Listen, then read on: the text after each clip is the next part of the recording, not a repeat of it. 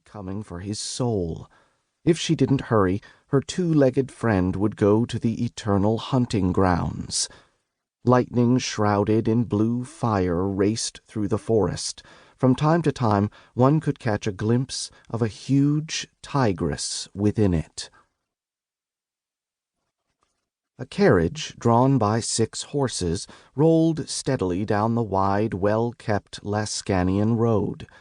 After a week of traveling, its passengers were sick of everything.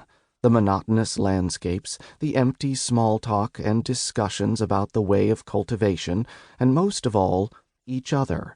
Right now, they were immersed in deep meditation. They were disciples of the small Red Mule School situated close to the border. They were heading to that very border with the Darnassus Empire to test their skills in real battle. According to their masters and mentors, this was the only way for a cultivator to become a true warrior and get a chance to advance further along the path of cultivation. However, none of them had warned their disciples that the journey to the border would be so boring. "Damn it!" One of them, a young man, slammed his fist against the armrest of his seat. Fortunately, he didn't put any power into it. Otherwise, since he was at the initial stage of the Heaven Soldier level, he would have easily smashed it to pieces. "I'm going mad with boredom. Why don't any sky vessels ever depart from our town?" The 2 girls that had been keeping him company were roused from their meditation. They looked at each other and simultaneously rolled their eyes. "Derek," the pretty brunette said with a tight smile. All 3 were 17 springs old. "It's probably because our Baron can barely maintain his own schooner, so having a fleet would be too expensive for our region." "I know," Derek, the Baron's son, murmured.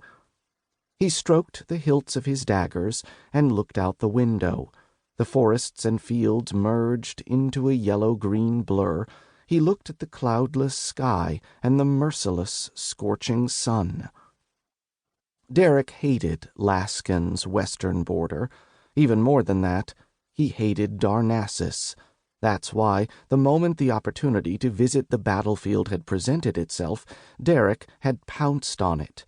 Gritting his teeth, he clutched the medallion that had been left to him by his mother, who hadn't lived to see her son get accepted into the Red Mule School, the best martial arts school in their barony.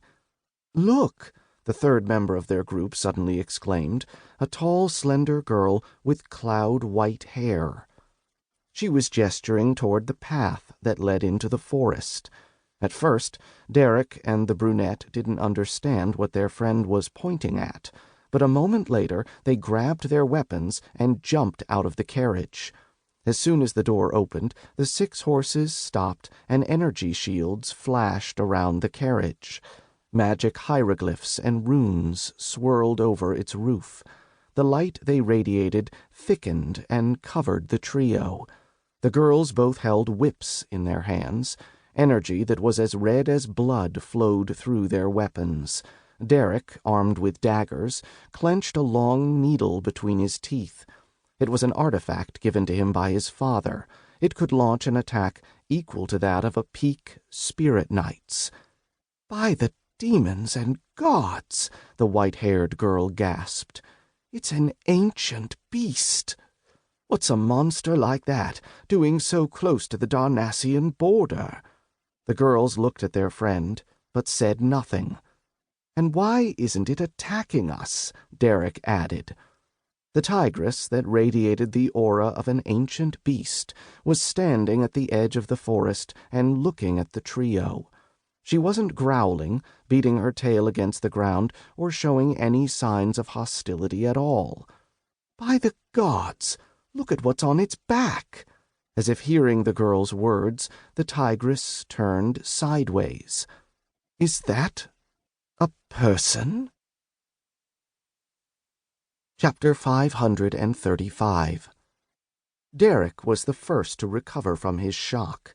Without lowering his weapon, but still trying to project respect and friendliness, he approached the